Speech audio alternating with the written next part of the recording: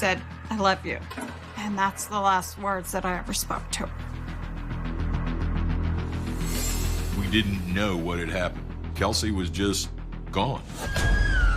The clock's ticking. We were just praying she's still alive.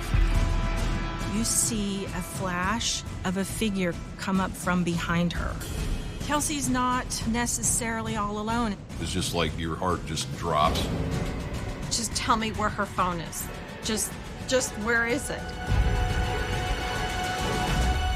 Pardon my French, it was really an oh shit moment.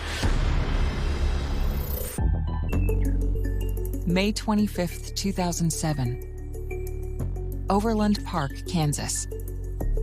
18-year-old Kelsey Smith is graduating from Shawnee Mission West High School. I remember the day clearly when Kelsey graduated. We were very proud of her. My name is Missy Smith, and Kelsey Smith is my daughter. Her boyfriend, John, had an air horn, and when she walked across the stage, he had hit the air horn. There was a lot of noise and clapping and stuff. The principal asked her, "Is that your hooligan family?" And she was laughing and said, "Yeah, that's them." I'm Greg Smith, and I'm Kelsey's dad. You know, I was happy that she graduated. I was happy that she hit that milestone. It was a neat night to see that. Kelsey was born May 3rd, 1989. She was our third daughter. She was very inquisitive. She got the nickname No-No because she was always into things. Kelsey was very, very outgoing, even at a young age. We had 5 kids. She was the middle child, so she went out of her way, I think, to be noticed. I met Kelsey in middle school. She was very loud, and at first I thought she was kind of bossy, but like not in a bad way. I'm Megan Lang. I'm Kelsey's best friend. We were in marching band together. We both played clarinet. It was a lot of fun. Every year, the marching band played at halftime at the football games. She took a lot of pride in that. During her senior year, Kelsey's life changes when she meets her high school sweetheart, John. When she first met him, she's like, "Hey, there's this guy, and he is so cute, and he's just awesome." And I was like, "Oh, cool." John was over at our house all the time once they started dating. I mean, all the time. They went to senior prom together. We all got a limo. Kelsey had this big, beautiful yellow dress that looked just like the Disney princess Belle. And we had so much fun. After graduation, Kelsey and me were super excited to go to K-State.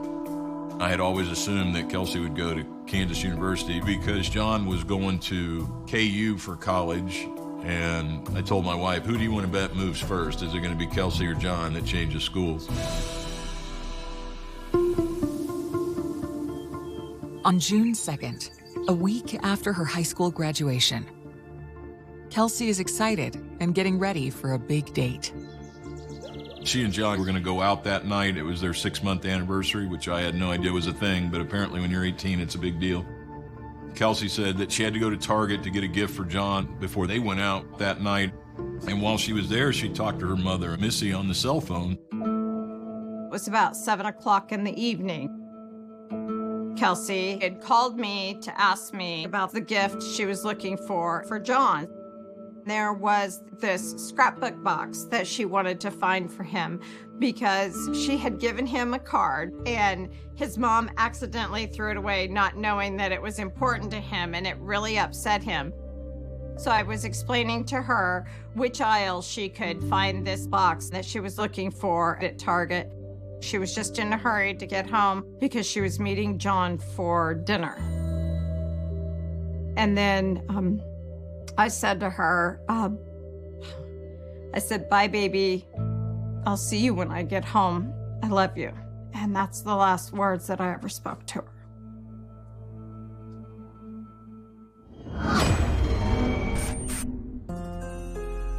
A short time later, a little after 7 p.m., Kelsey's boyfriend arrives at the Smith family's home.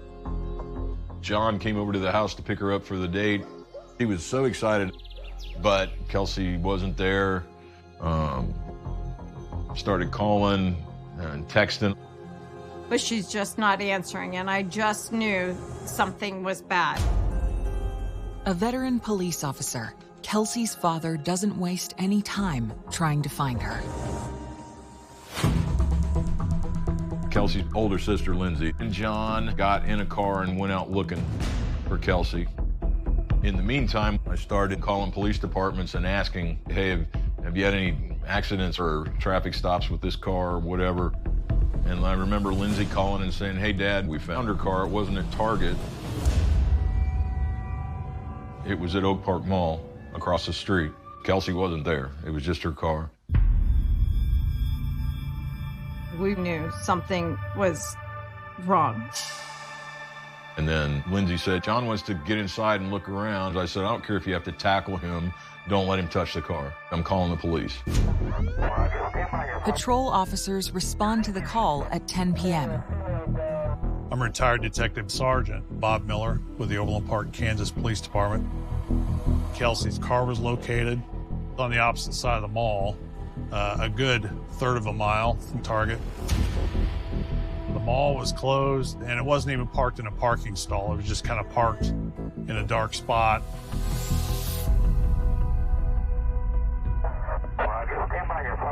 After the police met us, they immediately treated the car like it was a crime scene. Her purse was found in the car, her cell phone and car keys were missing. The shopping bag from Target was in there, which just adds to the strangeness and the urgency of the whole thing. And then the police noticed something was hanging out of the trunk. It was like a paper strap or something. It set off all kinds of alarm bells. My fear was she was in the trunk. Watching them open the trunk of her car as a mom, it's just agony. I'm just sitting there holding on to Greg, and he wouldn't let me watch them open it.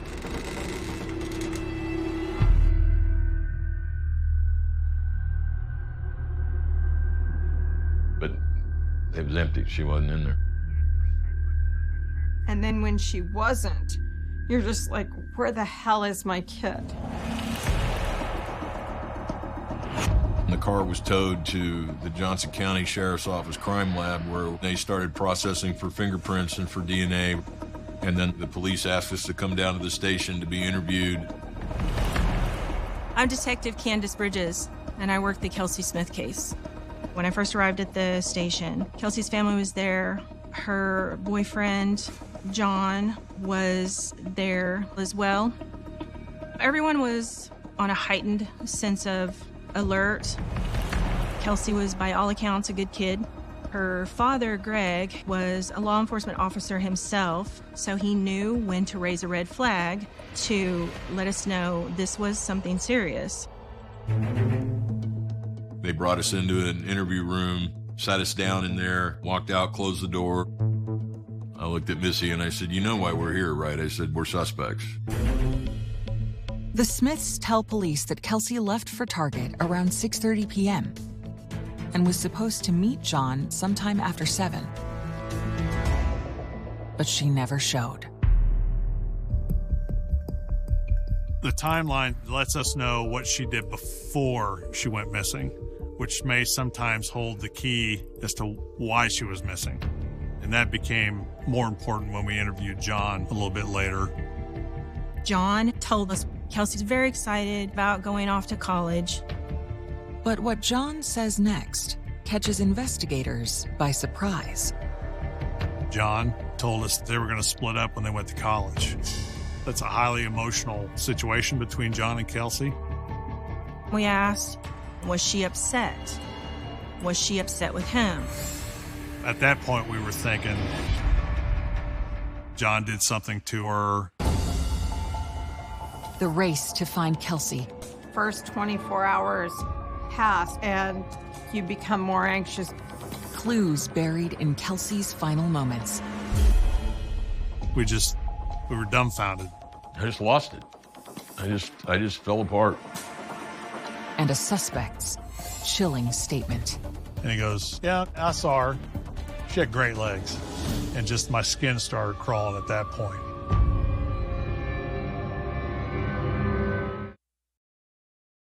I'm thinking she's upset at her boyfriend, John, or John did something to her. We asked John, did he know anything that might tell us where she had gone? We went pretty hard at John with the questioning. Because clock's ticking. But John says he has no idea where she is or why she never showed up for their date that evening. And then John showed us his phone. We were surprised. I mean, kids don't like to show their phones. We learned that he was texting Kelsey's phone and trying to get her to answer. We expected at least something from her saying, not now, or, something to turn him off or shut him down. But there was nothing. To validate the story, investigators request John's cell phone records, which confirm that he was in fact waiting for Kelsey at her home at the time she went missing. So that's pretty much what helped us clear John. Authorities request Kelsey's cell phone records as well. We wanted to know the last calls that Kelsey had made. Had she talked to somebody? Had somebody called her? So we set out to get her phone records, but we were told they were unavailable because they would require upper management to release them. And as the wife of a police officer, I just found it unbelievable that I had so many obstacles. The phone was in my name. There was no reason for them to not do it. Just tell me where her phone is. Just where is it? Next, detectives head to the site of Kelsey's last known location. The Target store didn't open till, 10 or 11 o'clock on Sunday, the next morning. So we called Target, and they opened the store for us and let us see the CCTV footage. We're watching this video on the small computer screen. And we watched Kelsey. She parked and went inside. So now we know that Kelsey did make it to Target. She was there and she was safe and going about her business, doing her shopping. We see Kelsey walk around the store, collect the items that she was purchasing. She was on the phone with her mom. She talks to Missy for just a few more seconds, hangs up the phone. She pays for her items, and we see Kelsey exit the store.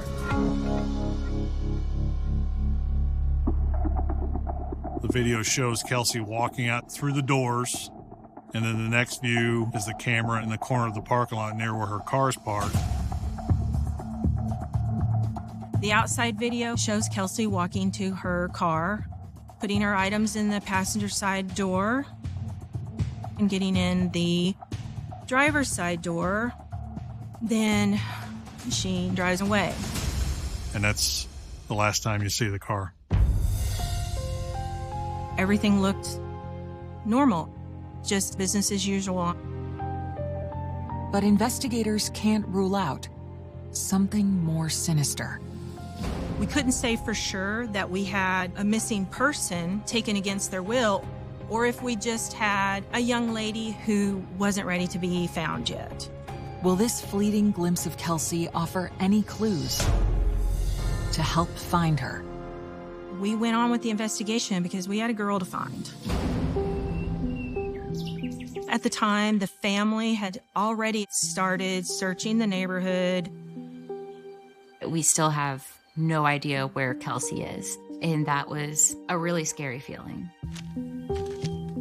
That first day, we all took out flyers and hung them around businesses, going door to door and searching.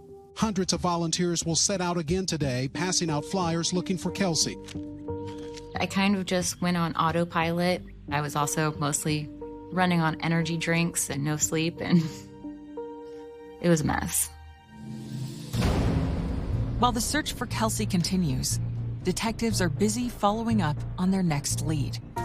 The next morning, when the Macy's store opened, we obtained their video footage of the parking lot where Kelsey's car had been found late the previous evening.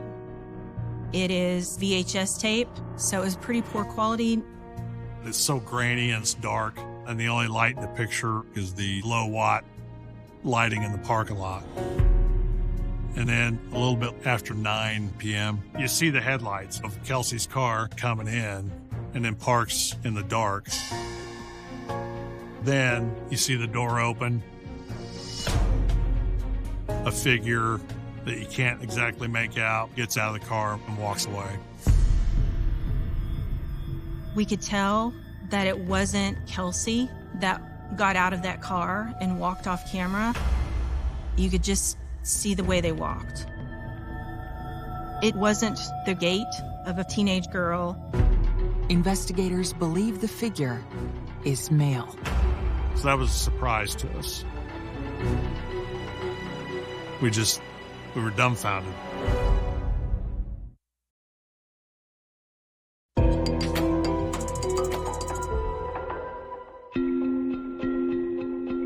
After Kansas teenager Kelsey Smith goes shopping, she never returns home to her family. It wasn't considered officially an abduction or a missing person. It's just she hadn't come back. Suspicious circumstances. I remember in the morning, after the first day that she was missing, I remember getting up and going in the shower, and I just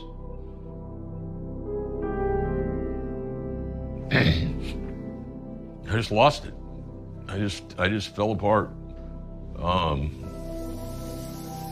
That was really hard.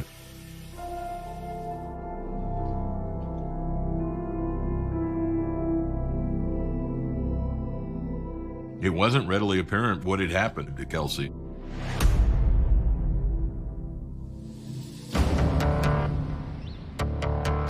But the day after her disappearance, investigators observe something disturbing.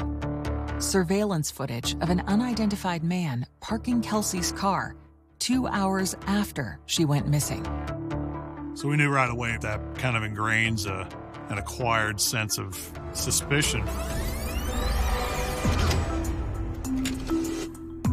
Authorities then give added scrutiny to the footage that may contain Kelsey's final moments, in search of any sign of the male figure seen driving Kelsey's car. My boss was a big tech guy, so we had a big command center with all these big Proxima projectors, and you could blow it up on a wall that was 15 by 12. Rather than viewing it on a CCTV screen, which is a smaller screen, this time we watched it again with a different perspective. She goes to the store, she comes out the doors, and she's walking to her car. She puts her items in the passenger door and then walks around the back of her car. We expected to see her get in the car, back out, and drive away, just like what we had seen on that small computer screen. Then, just a split second before she shut the door, you saw a flash. The second you saw that flash on the video, I felt that rush, the room got very hot. At that moment, I believe all of us stopped breathing. You could have heard a pin drop. I remember turning to someone and saying, "Did you see what I saw?" As Kelsey's opening her driver's side door, you see a flash of a figure wearing a white shirt and dark-colored pants come up from behind her. It's very small. It's very hard to see. It's blurry. We believe the blurry figure was forcing Kelsey into her car. We then knew this was much more serious than we thought. Pardon my French, it was really an oh shit moment. At that point, we realized we had an abduction. But police still need to figure out who abducted her and why. By piecing together the collection of Kelsey's final moments, investigators hope to uncover what happened. We went back to the inside Target video and watched it again to see if we could spot anybody wearing a white shirt and dark-colored pants. We literally watched everything frame by frame. I forget how many hours of footage Target gave us. Hundreds. It was overwhelming. What we discovered is Kelsey's not all alone inside the store. She's being watched.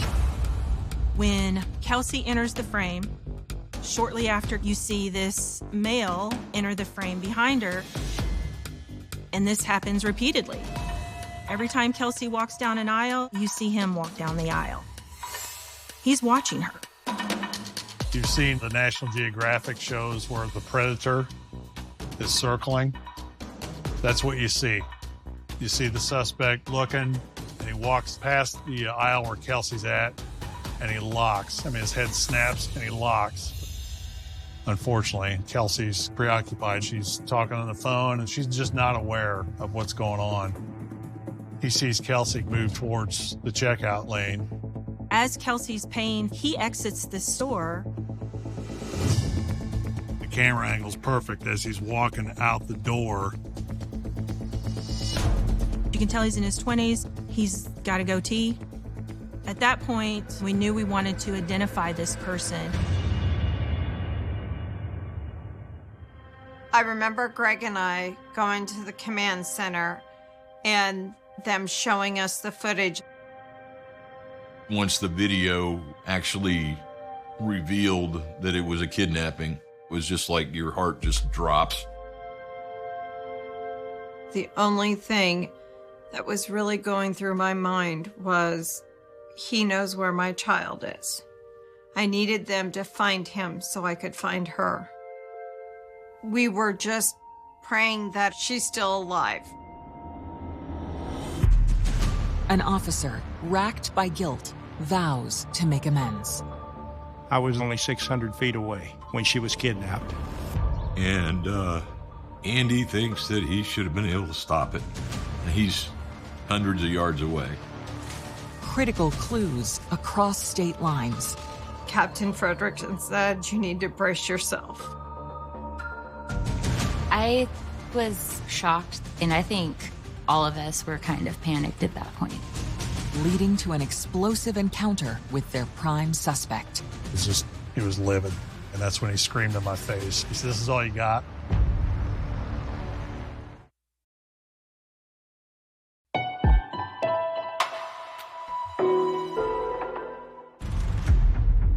After combing through surveillance footage, investigators identify a suspicious white male who is following Kelsey Smith and may have even kidnapped her.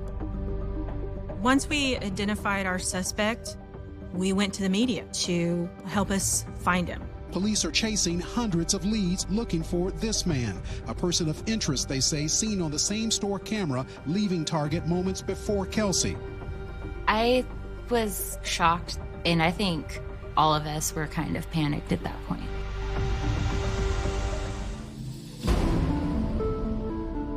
As Kelsey's story quickly becomes national news, one local in the community is working hard to help find her. I'm Officer Andy Black of the Overland Park, Kansas Police Department.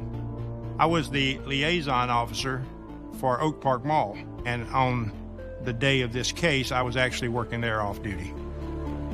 The evening Kelsey disappeared, I was doing the habit of smoking a cigar, taking a break outside the corner of the building, and that's when it happened. I was only 600 feet away when she was kidnapped.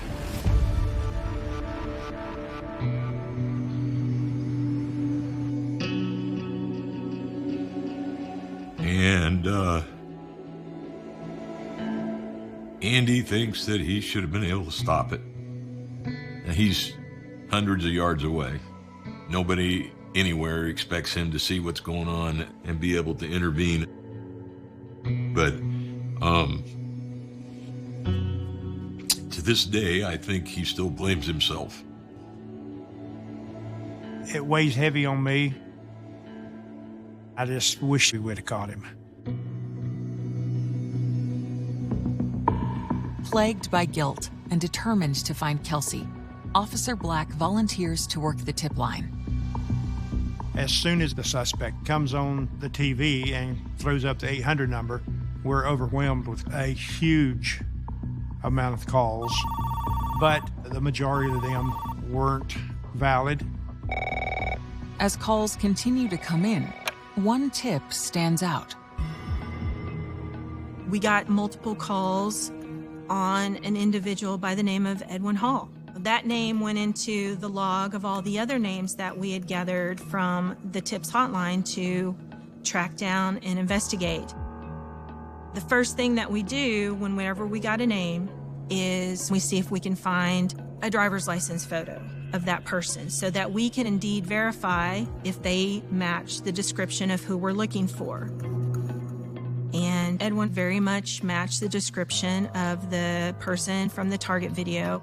So Edwin Hall was put to the top of the list. He was a local resident with a couple of different addresses on file. We ended up going to an old address that he no longer lived at, so we couldn't find him.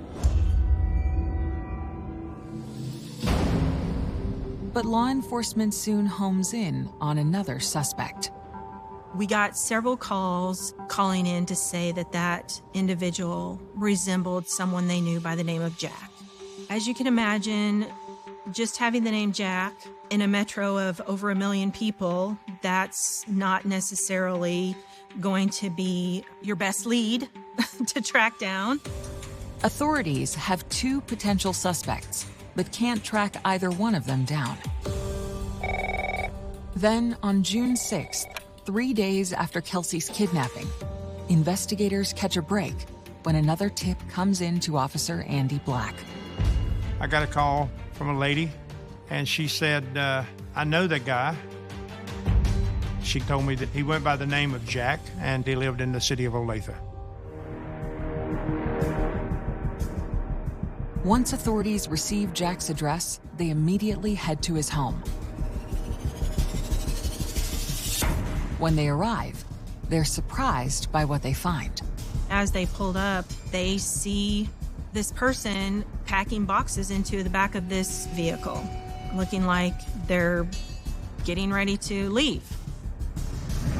The man confirms that his name is indeed Jack and tells detectives that he was just getting ready to leave with his wife and 4-year-old son on a trip.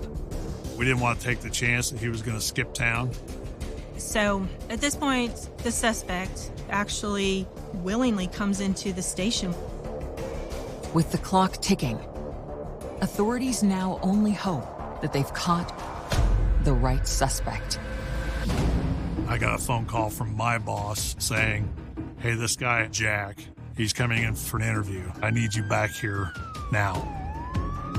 So we were beelining back to the station. He's tracked down a 4-year-old suspect named Jack. When questioned, he reveals something surprising. As he's being interviewed by investigators, he admits that he goes by the name Jack. That is his nickname that he's given himself. And then he gave his birth name, Edwin Hall. So that was a surprise to us. Investigators realize that Edwin Hall is the same person that the tip line had received numerous calls about, and that detectives have been trying to track down. It all started falling into place as to this was our person that we were looking for. And then that's when they started with some very pointed questions. Detective Miller shows Edwin a picture of Kelsey in order to gauge his reaction. Edwin denied ever seeing Kelsey. But then we showed him the surveillance footage, and at that time, he says he's the guy on the video. While Edwin acknowledges going to the store, he insists he's never seen Kelsey. So he offered up DNA, fingerprints, anything he could do to help eliminate himself, which was quite surprising. And the county took those fingerprint cards and his DNA swabs. Despite Hull's willingness to provide evidence, Detective Miller persists. We went back in, and I basically just put her picture on the table. It was the picture of Kelsey inside Target. And I mentioned to Edwin, I said, so you never saw her? Very attractive young lady, you know. I'd give her a second look, you know, so I kind of went locker room talk with him, and he bit. And he goes, oh, yeah, okay. I saw her. She had great legs. And just my skin started crawling at that point.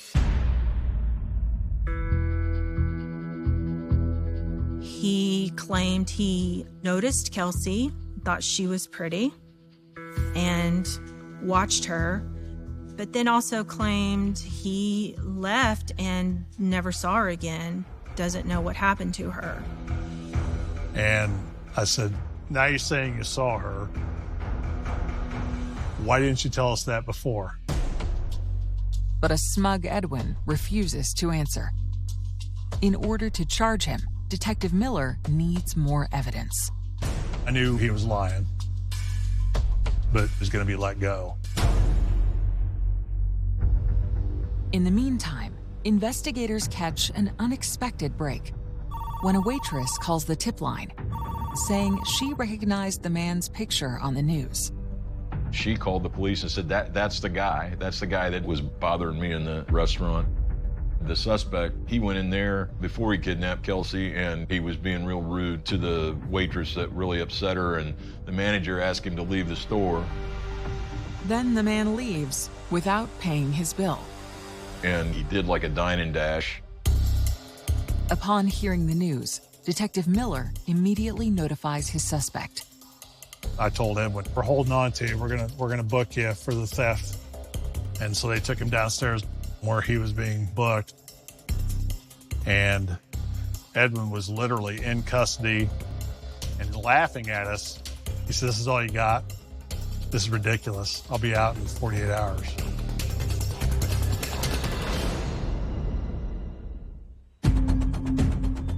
Meanwhile, across town, investigators are following up on a critical new lead. As soon as Kelsey was reported missing, we immediately started requesting her cell phone records from the wireless carrier, but we were told they were unavailable. We continued to request the records, but it was 3 days before we got them. Once we did finally get her cell phone records, what we saw was the texts that John was sending to Kelsey's phone the evening she went missing. Those texts pinged off of the cell phone towers and proved to be a road map. We tracked Kelsey's cell phone pings down the highway in Kansas and into the Missouri side of the metro area.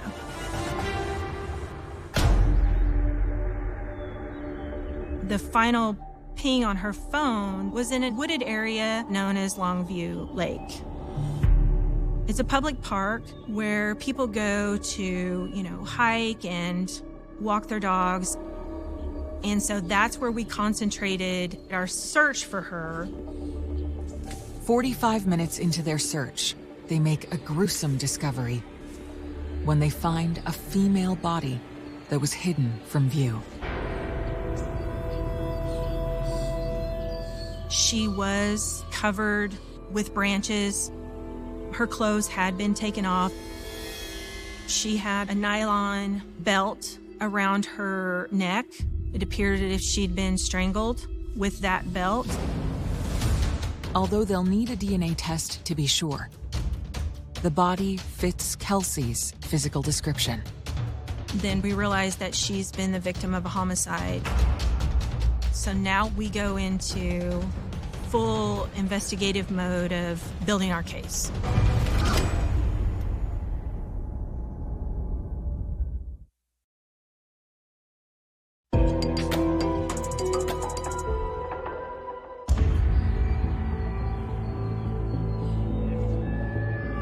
Investigators have just discovered the body of a young woman, matching the description of missing teen Kelsey Smith.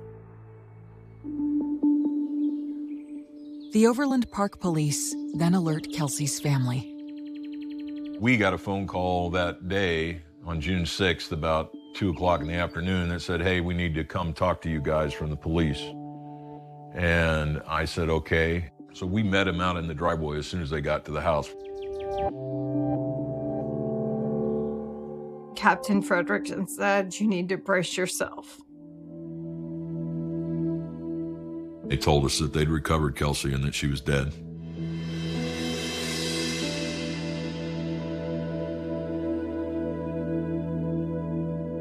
And I just started screaming, not my Kels, not my Kels. But it was my Kels.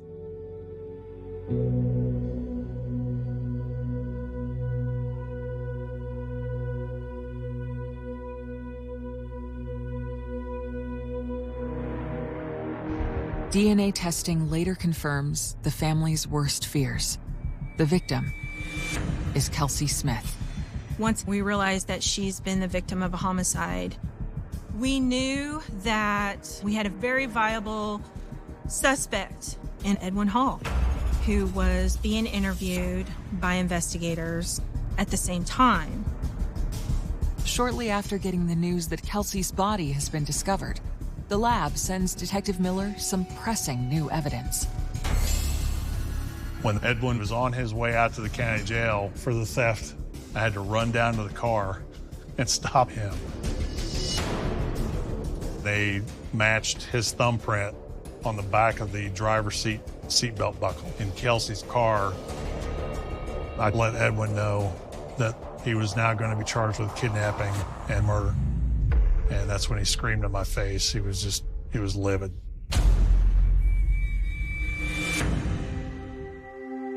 The next few days were just a blur. We were heartbroken, but there was also kind of relief that we had actually found her.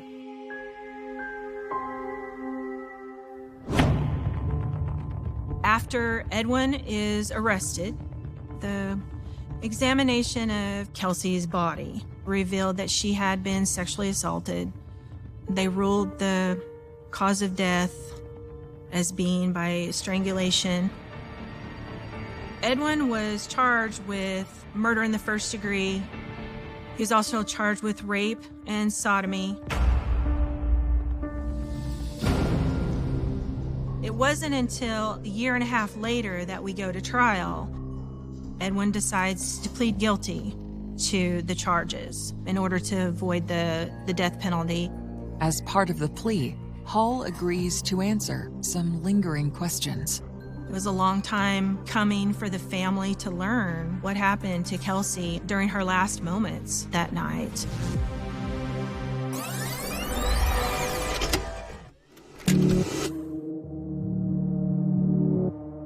What he told us was that after he sees Kelsey,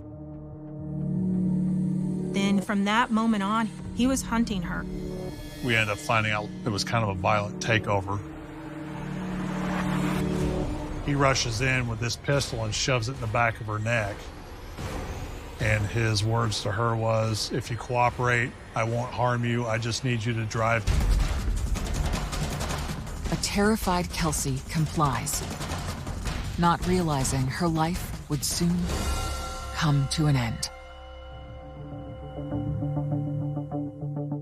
Edwin Hall was sentenced to life in prison with no possibility of parole. Justice had been served. I'm very grateful to everybody that worked the case because they all did a great job.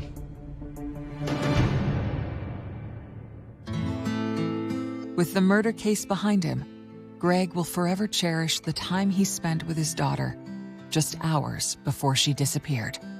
June 2nd, 2007 started out as a fantastic day. I had all the kids and we went to a festival every year called Old Shawnee Days. So we spent the day there riding the rides. Kelsey had convinced us to get on the Ferris wheel. And her sister, Lindsay's like screaming and covering her face. Kelsey would turn around and look at me and just laugh. And so, you know, we had a great time. And so that was the last trip. That was the last time we were all together before she was killed.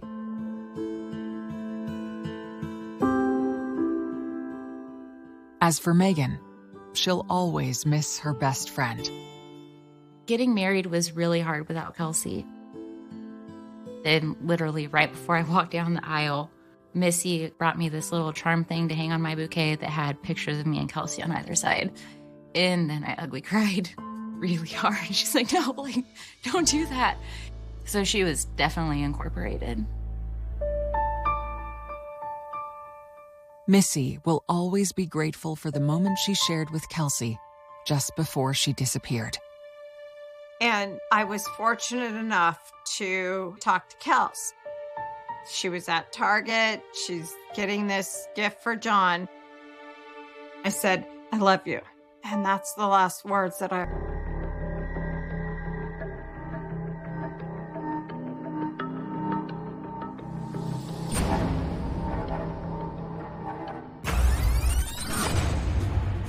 She missed the bus just by seconds. All of a sudden, she disappears. She harbored this hope to continue her doctoral studies in the US, but then going back to China to be a leader in her discipline of environmental engineering. Maybe this is a situation where she was kidnapped, or she's just confused, something happened to her medically. There was almost an exact 1 minute conversation between the driver of this vehicle and Ying Ying. I'd like you to be more forthcoming with me because I need to find where she is. It's just a whole game. How those people want to home safe. You know what happened. Should we?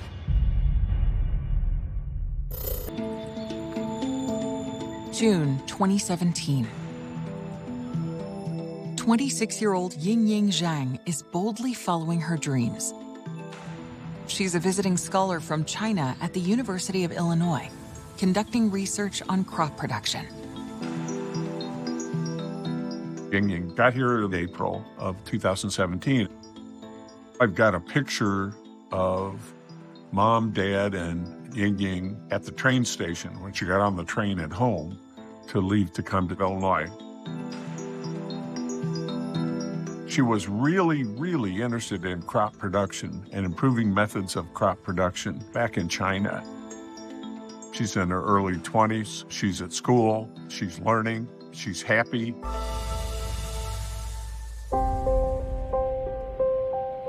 Before coming to America, Ying Ying grew up over 7,000 miles away in southeastern China. She's the oldest child in a close-knit family of 4. Going to college, moving from 3 hours away from home was a lot. I can't imagine what it's like to move from a different country, trying to navigate life that way. I know that she did miss her family. She would call them often, and I know that they missed her a lot too.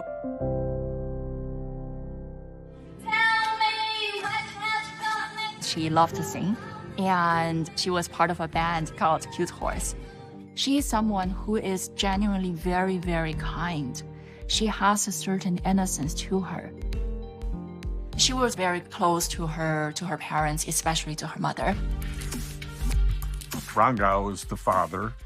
He is a truck driver back in China. Li Fang is the mom, and she was in poor health and very fragile. Life was a struggle for them.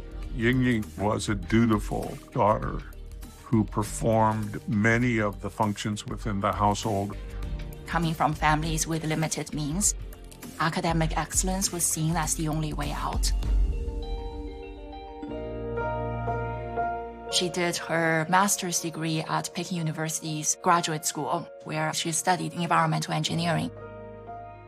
Afterwards, she received a researcher position at the Chinese Academy of Sciences. Her monthly salary was 4,000 yuan, which would probably be about $700. And she would use that to supplement her family's income.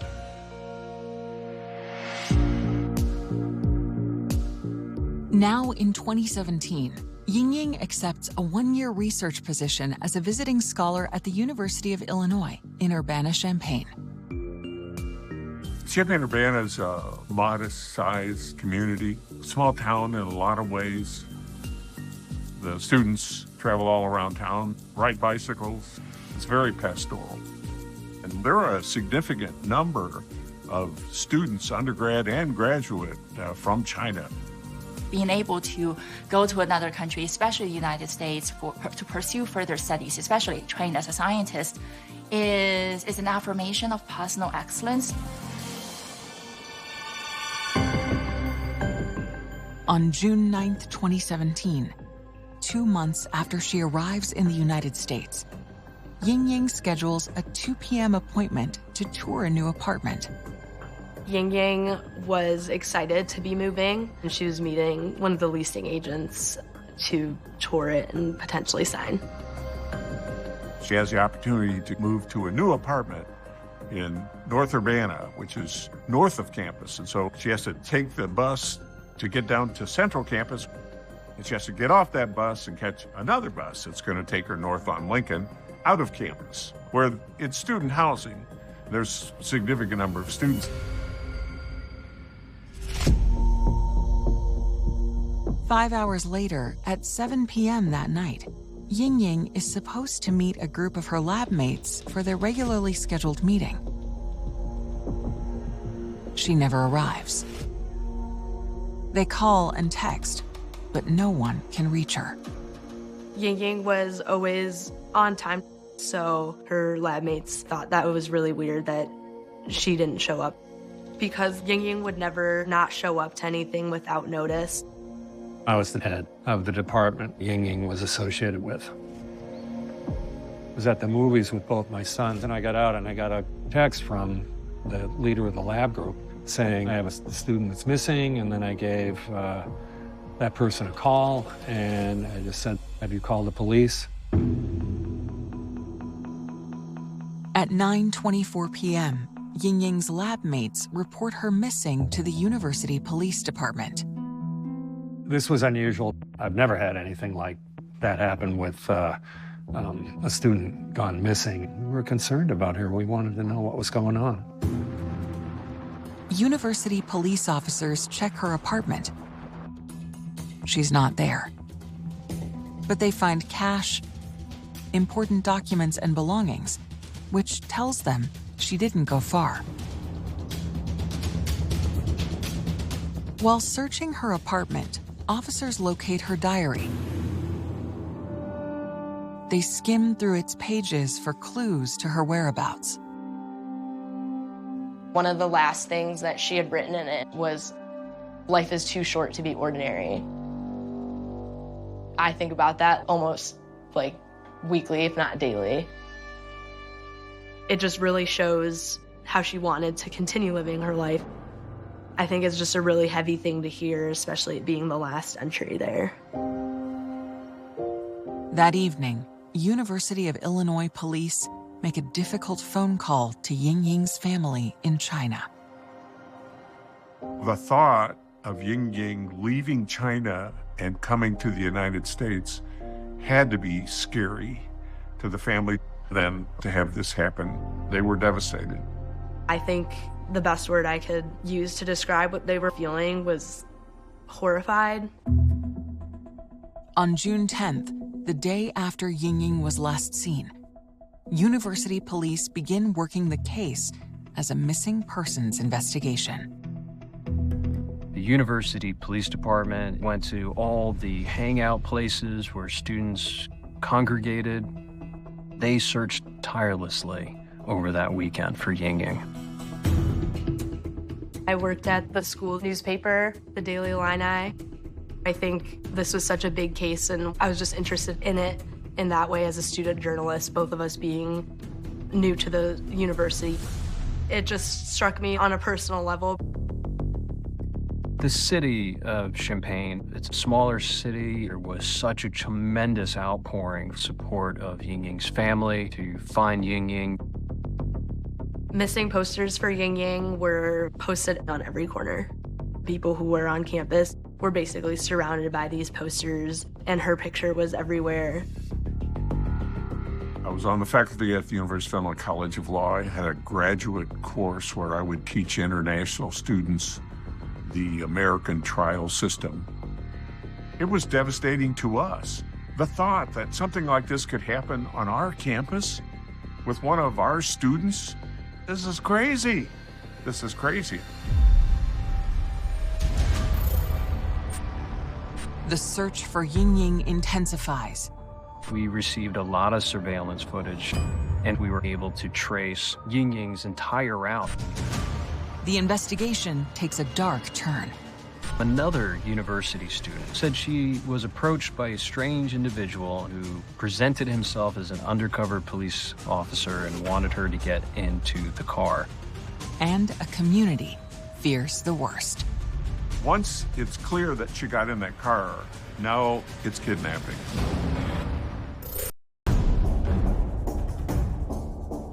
Monday, June 12th. 2 days after Ying Ying Zhang was last seen at the University of Illinois, word spreads of her disappearance, shaking the quiet college community. Police were all around looking for her, and students who were still on campus were extremely scared. That fear increases as more details of the investigation become known. University police reveal that a check of Ying Ying's cell phone records show the last text she sent was on the afternoon of June 9th to the leasing agent for her new apartment. At 1:39 p.m., Ying Ying sends a text saying she would be about 30 minutes late, and she ends up never showing up. At 2:38 p.m., he checks in again, seeing where she's at, but there's no answer. There's no more text between them, and the last communication anybody had with Ying Ying was with that leasing agent. All of a sudden, the communication stops. She's just gone. 3 days into the search, university police reach out to the FBI for help. They had been working almost nonstop for the last several days and were in some ways exhausted and in other ways just kind of needing some more resources. So when they called, our entire office showed up to help them with what they had on their hands. The first move for FBI agents is to retrace Ying Ying's steps. They know on the day she went missing, she had an appointment to tour an apartment north of campus. Based on her cell data, they also know she took the bus. She's going to come to main campus on a bus because she doesn't have a car. She's going to use public transportation. We received a lot of surveillance footage from the metro system. The buses had a lot of cameras. And from those cameras, we were actually able to trace Ying Ying's entire route. Federal agents scan through the mountain of digital footage from June 9th, the day Ying Ying went missing. They get their first glimpse of her when they identify Ying Ying boarding a bus at 5 p.m. You see Ying Ying get on the bus from her apartment. She smiles at the bus driver as she shows her bus ticket. The surveillance video shows Ying Ying exiting the bus 17 minutes later at 1:52 p.m. Then she walks down the street toward another stop to transfer to another bus.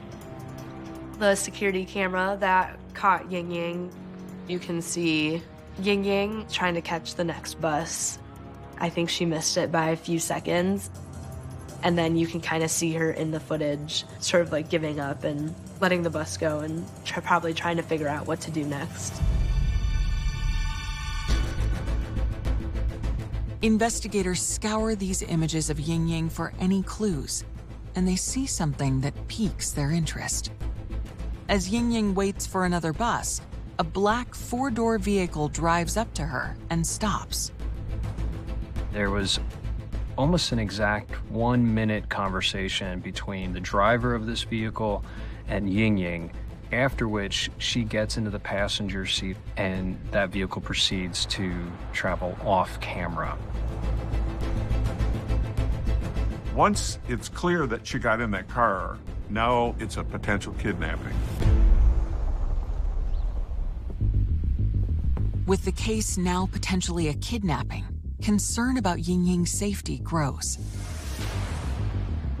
Using the extensive surveillance camera system in the university area, FBI analysts determined the vehicle is a black four-door Saturn Astra sedan. It had only been manufactured for a very short period of time. It was identifiable. But they can't read the license plate.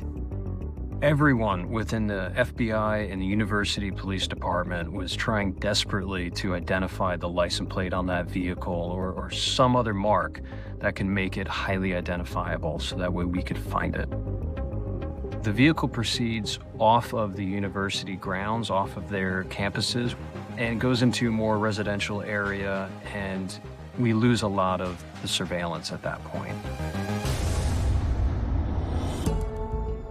Then a report comes in about a concerning incident on campus. On the same day, Ying Ying disappeared. The University Police Department actually received a call from another university student, Emily Hogan, who said she was approached by a strange individual in a black vehicle on the 9th. We called her that night, and she came in and spoke with us and told us all about her experience. She said this individual presented himself as an undercover police officer and wanted her to get into the car.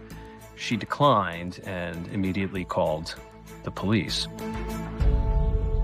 The FBI believes it could be the same car Ying Ying is seen getting into. I think Ying Ying was understandably really stressed with everything that was going on and was put in that situation on a seemingly safe campus, so it makes sense that she would have trusted him and gotten into the car. We didn't know whether other people were at risk or not, whether that person could be out there, that it might happen again.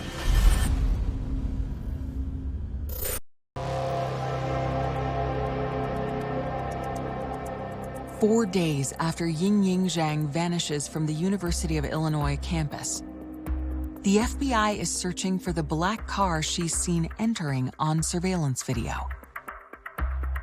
Agents believe the same Saturn Astra approached another young woman earlier on the day Ying Ying disappeared, and the driver tried to coerce her into the vehicle.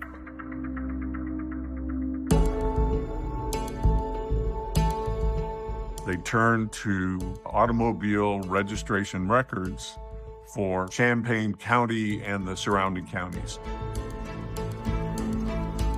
Agents discover there are only 9 four-door Saturn Astras registered in Champaign County. On the 12th, our canvas teams went in and attempted to make contact with every owner of a Saturn Astra.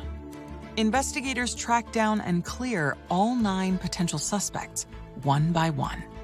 There's nothing specific at that moment that would have raised any additional suspicion. Hoping to find something that can help focus their search, something they might have missed earlier, investigators return to the surveillance footage. Finally, something catches their eye.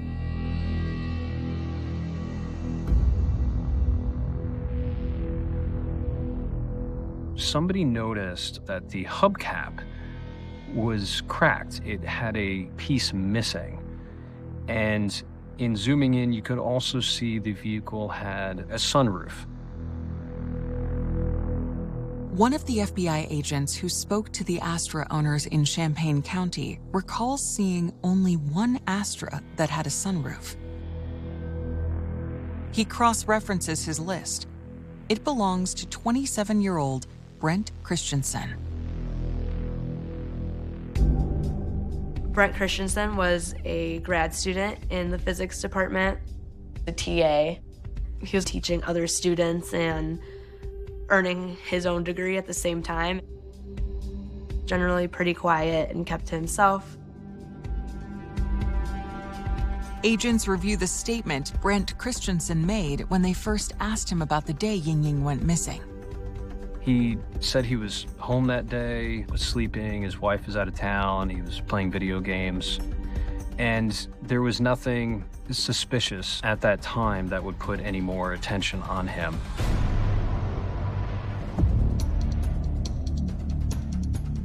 Officers go back out to the apartment where Christensen lives, and the car is parked in the parking lot.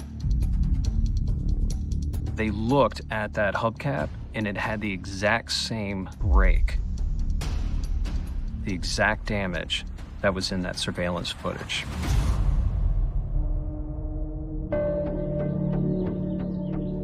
Investigators believe they found the car seen with Ying Ying in the surveillance video. It's a major discovery, but they want to confirm it was Brent Christensen behind the wheel before they confront him. They reach out to Emily Hogan, the woman who reported that a man in a black car approached her the same day Ying Ying was abducted. We presented her with a lineup of individuals. She went through those pictures and immediately identified Christensen as the person who was driving that vehicle on that morning.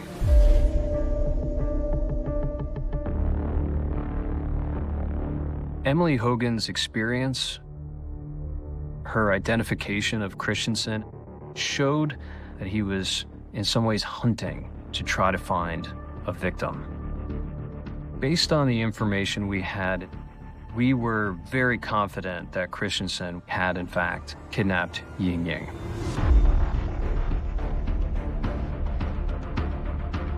Armed with Emily's positive ID of Brent Christensen, Agent Manganaro races to his house and brings him in for questioning. Why do you think that we brought you up here?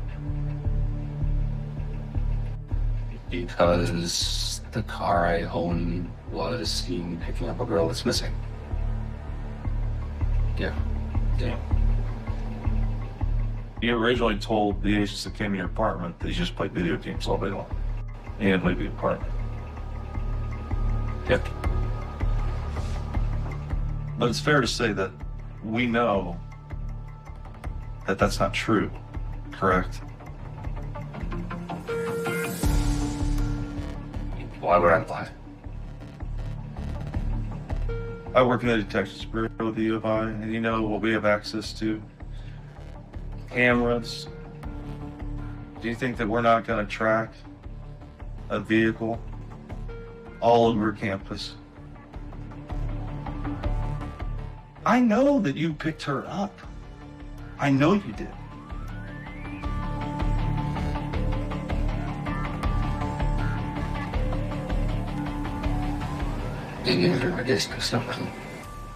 Okay.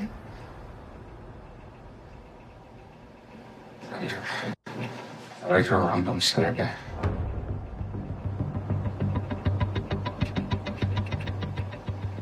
I just pick a girl up. Okay. I saw her picture. I don't think it was her. Do you remember the girl's name that you picked up? No, she was talking very broken English.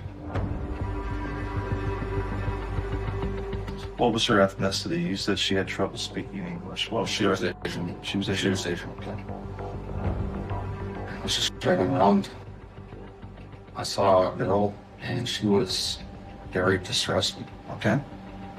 So I stopped the car and looked at her. And asked her if she needed help, talked to her for a little bit.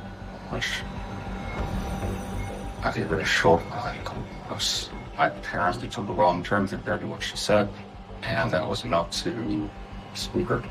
I'm not going to keep someone that barely won my car who just put me in there. So we're up. That was the last I saw her.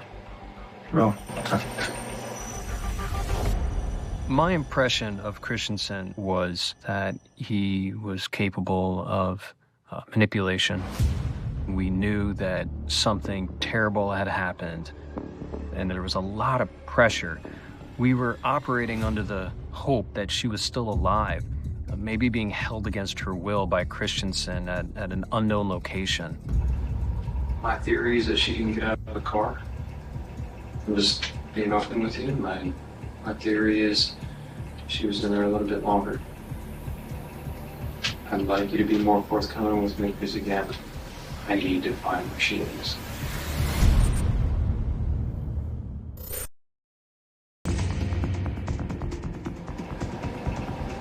I'd like you to be more forthcoming with me because, again, I need to find where she is. 6 days after the disappearance of Yingying Zhang, Brent Christensen admits to giving her a ride on June 9th, but insists he dropped her off and hasn't seen her since. Oh, so sorry.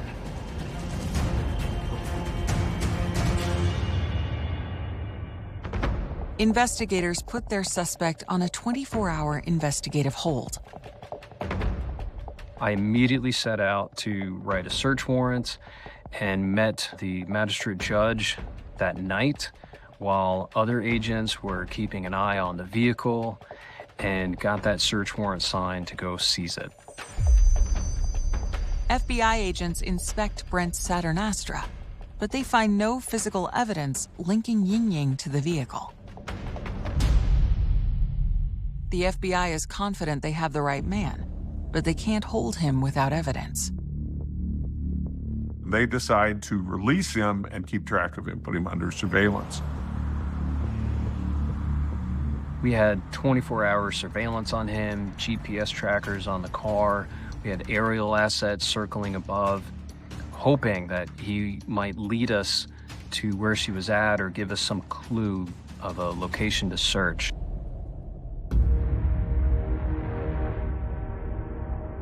It was a really scary time. The investigation was ongoing and nobody really knew what had happened to Yingying. This was genuinely a really scary experience for the whole college community. FBI surveillance teams continue tracking Brent Christensen for several days, but without any luck. At that same time, some of the other agents met with his wife and had a voluntary interview with her at her residence. Investigators learn their marriage is anything but ordinary. Christensen and his wife had an open relationship. They each had another girlfriend or boyfriend on the side. Brent met his girlfriend, Tara Bullis, on a dating site in 2017. Christensen and Tara were involved in like a domineering, submissive type relationship. From Tara's perspective, it was mutual and she still maintained a great deal of control. When we went and talked to Tara, she was very open about their relationship, was very concerned about the missing student, Yingying, and agreed to help us find out what was going on and if Christensen had any involvement. So Tara agreed to wear a wire for us and record the conversations that she had with him.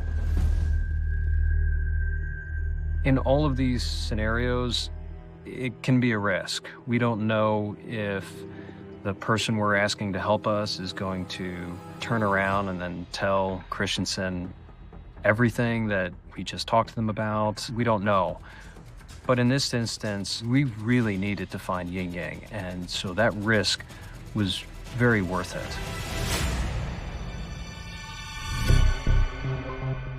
You have agents watching him, you have agents watching her. And, you know, the risky thing, I think, for the FBI is that if he discovers that wire, he could harm her. While this was going on, we also had massive efforts underway searching fields, searching dumpsters. searching parks, looking for anything that might give some sort of indication as to where Ying Ying was. The family has this hope. They want her to be alive. And so if you have that hope, then she's going to be alive. In your own thinking, she's going to be alive. And so the Chinese community, the family, and the local community are going to have a march in support of the search for Ying Ying. Let's find Ying Ying. Let's find Ying Ying. Let's find Ying Ying. Let's find... The March for Ying Ying brought a lot of people in the community together and out to kind of commemorate her. And it was really emotional. Let's find Ying Ying. Let's find Ying Ying. The March for Ying Ying takes place on the University of Illinois campus on June 29th, 20 days after she was last seen. Let's find Ying Ying. Let's find Ying Ying. Brent Christensen decides he's going to participate in that march. Christensen ordered Tara to attend that event with him. She agreed, and as she had done in her past interactions with him, wore a wire to that event. It's 6:46 on Thursday, June 29th. We're at the benefit for the walk, so I'm thinking I'm just going to turn this on right now so that it's on while we walk. At the event, Christensen started making disclosures to her that if the people at the event knew who he was and what he had done, they would flee in terror. It's just the whole thing. All those people there tonight. I want them safe, and I have no idea what happened. You know what happened. Nobody will know what happened. And nobody will know what happened. Not even you. Like, I'm the only one. Let's find Ying Ying. Let's find Ying Ying. Let's find Ying Ying. June 29th, 2017. 20 days into the search for missing college student Ying Ying Zhang, students at the University of Illinois hold a march to support her. The marchers include Brent Christensen, the prime suspect in her disappearance. He doesn't know his girlfriend is wearing a wire for the FBI. So I'm seeing many people with you. Sorry for me. How are you? You feel you let nobody know? Huh? They're walking through Champaign, and he proceeds to tell her how he kidnapped Ying Ying, how he caused her a great deal of physical harm, how he assaulted her, bound her. He was telling me. She looks. She would. What? She fight. Maybe she'll deal with it. Resilience. I tried to choke her. She didn't. She stuck on her back. She died. Couldn't believe it. Like, he's back. Unbelievable. Like, supernatural almost how we used to. I know Tara was very fearful throughout this entire exchange, and you can actually hear in that captured recording her heartbeat. I choked her for 10 minutes. I released her breath. I couldn't believe it. Wow. So I carried her into my bathroom, dropped the bat, and I hit her on the head as hard as I could. And it broke her head open. It was, in a lot of ways, a powerful moment for all of us. We knew that Christensen had kidnapped Ying Ying. We knew that something terrible had happened, and now we have him describing it. Well, seriously, good or not, so I got a knife. I couldn't laugh, and she grabbed the horse. Christensen was capable of immense violence, and he had a lot of pride in what he had done.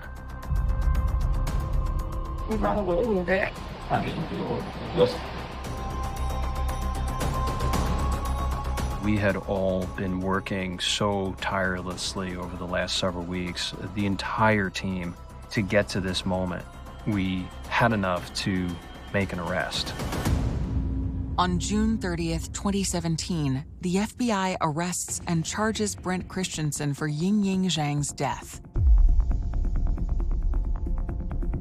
It was a relief to make an arrest, to put Christensen in jail, but we still didn't have Yingying, and that was our goal. We wanted to find where she was.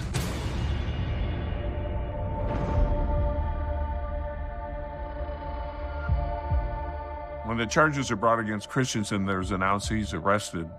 That's a shock. The family is hoping that he has hidden her away somewhere. It was tough. It took them a while to accept the fact that she was really dead. Christensen's arrest brought a lot of relief to myself and the rest of the college campus. It was also really confusing of just how could somebody that I thought was teaching me something do something so horrible.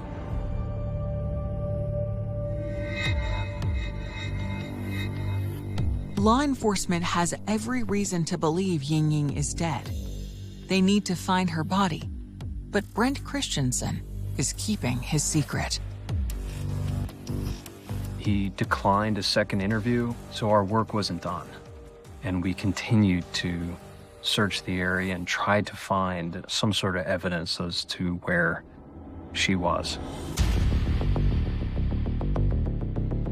Police execute a search warrant at Brent's apartment. Although there's no sign of Yingying, they do find evidence of an assault.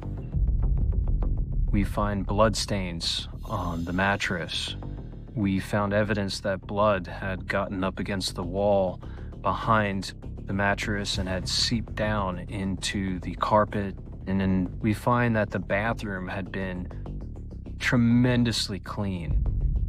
We discovered Christensen had put in a work order to his apartment complex a couple days after he killed Yingying for the grout and the tub in the bathroom to be redone. Investigators also locate what they believe is the bat Brent used to beat Yingying. They send the bat and blood samples to the forensics lab for testing. The crime scene evidence absolutely confirmed the admissions that he made during the parade was true.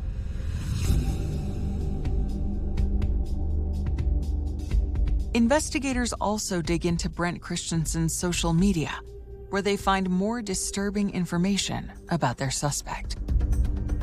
He had some posts on different websites that discussed fetishes.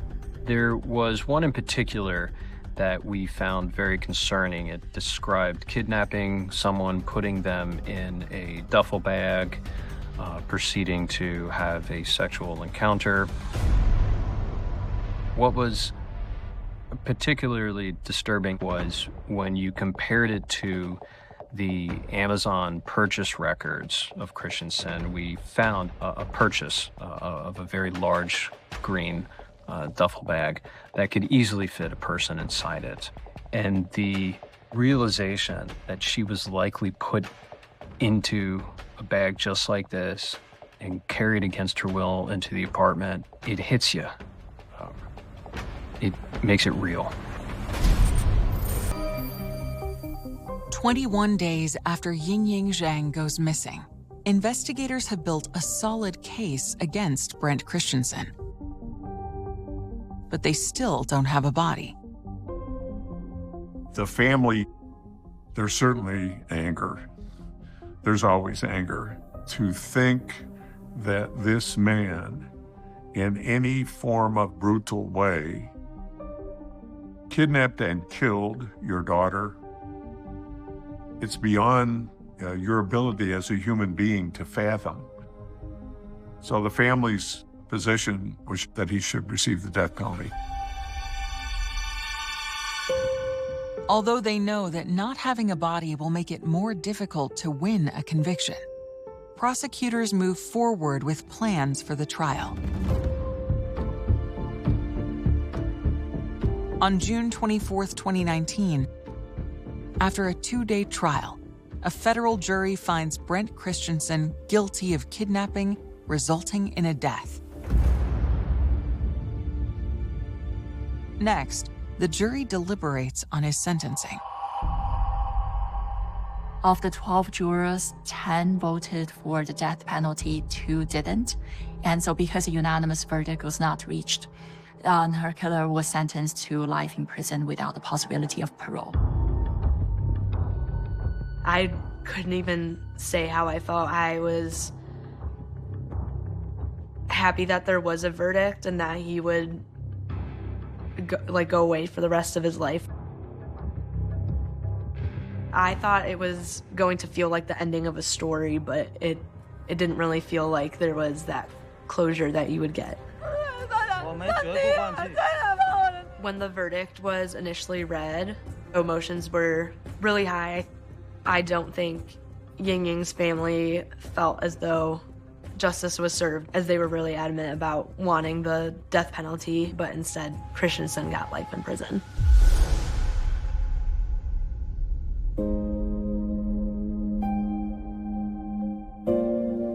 At the conclusion of the trial, the court gave authorization for me to take Ying Ying's journal from evidence and replace it with a copy, and I was able to give that journal to Ying Ying's mom. It's all Ying Ying's family has of her, because Brent Christensen refuses to say what he did with her body after killing her.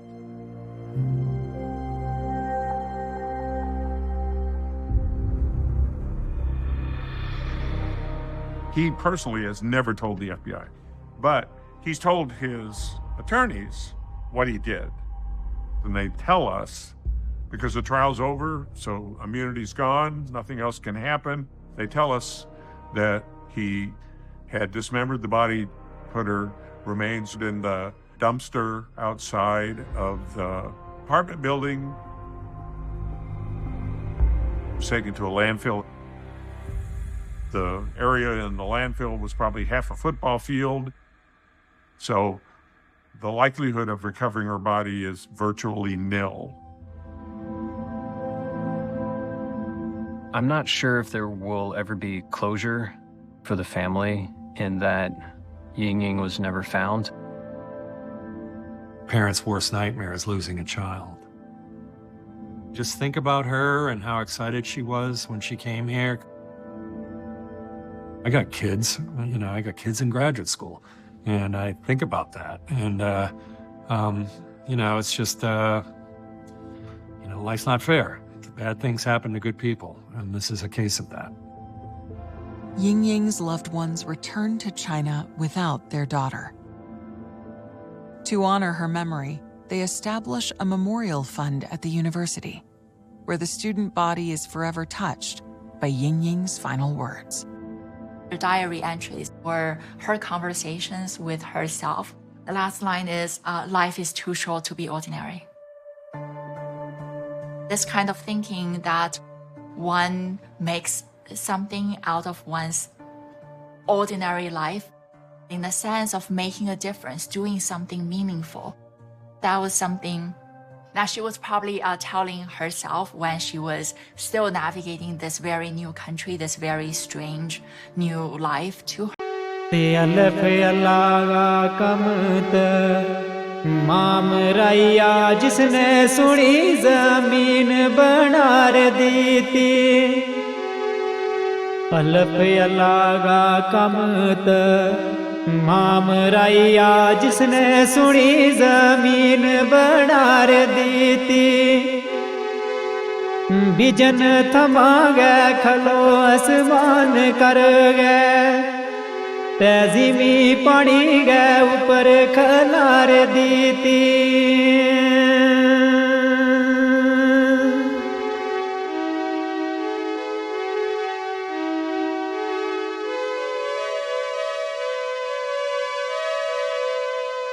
ते 14 तबक पैदा किया आप रब ने सारी गल ये खोल सुनार दी थी ओ दी चनगी लाट जावे दवावा ते कुदरत अपनी नाल चमकार दी थी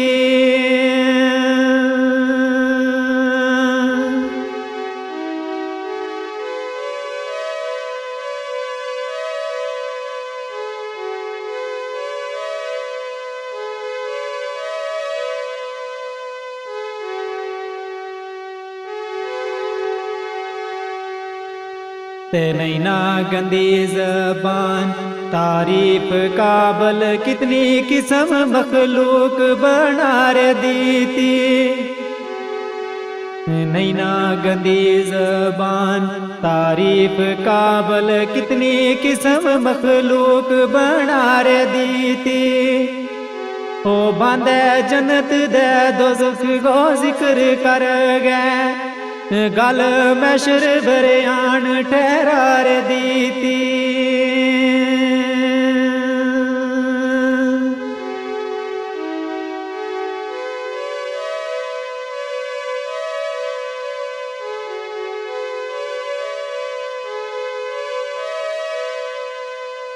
ते मजहब सचो इस्लाम यान कर गए सुना नबी ना उम्मत थमार दी थी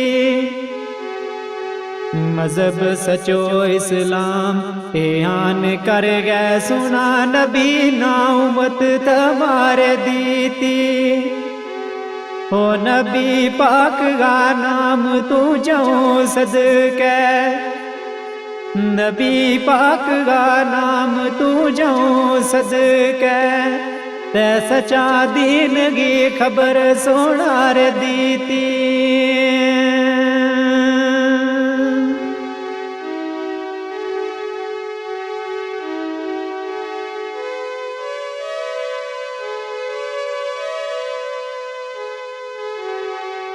तैसम सुनो वजीर हुसैन साहब जाने पुणछ सारी दिगवार दसे इसम सुनो वजीर हुसैन साहब जाने पुणछ सारी दिगवार दसे ओ बचा दो नजीर रशीद सोना ते सऊदी अरब को वेत मां पार दसे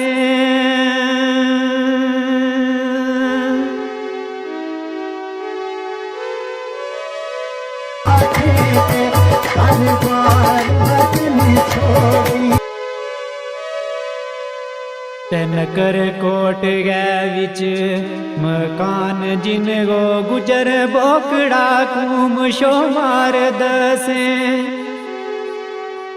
नकर कोट गए विच मकान जिन गो गुजर बोकड़ा कूम शोमार दसे ओ सारी कौम बरादरी लोक जाने मुझ अला अखलाक किरदार दसे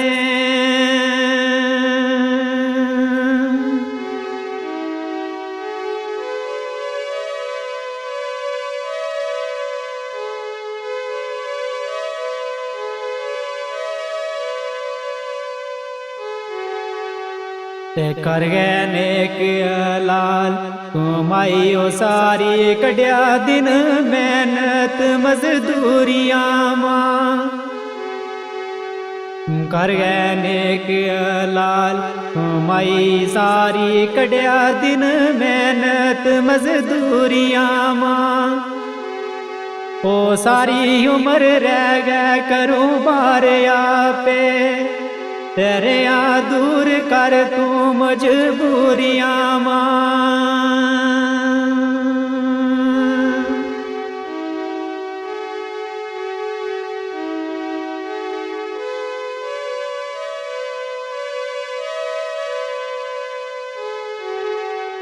ते दिता रब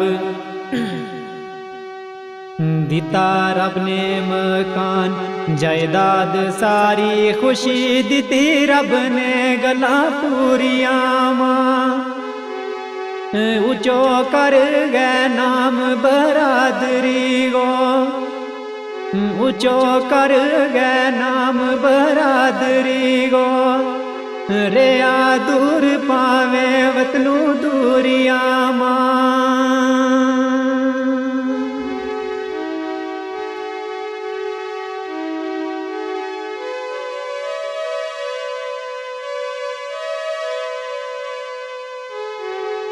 दिता रब ने मकान जायदाद सारी खुशी दिती रब ने गला पूरिया मां ऊंचो कर गया नाम बरादरी गो ऊंचो कर गया नाम बरादरी गो रेया खुद पावे वतनू दूरिया मां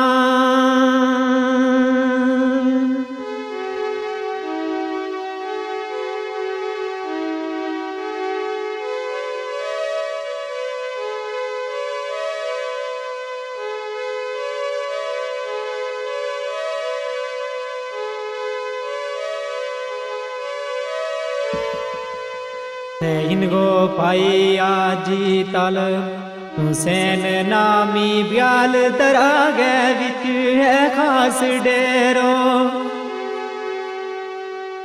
इनको पाई आजी तल हुसैन नामी ब्याल दरा गए विच है खास डेरो जोड़ी रब ने पयांगी जोड़ दी थी जोड़ी रब ने पयांगी जोड़ दी थी रबा शुक्र है लख हजार तेरो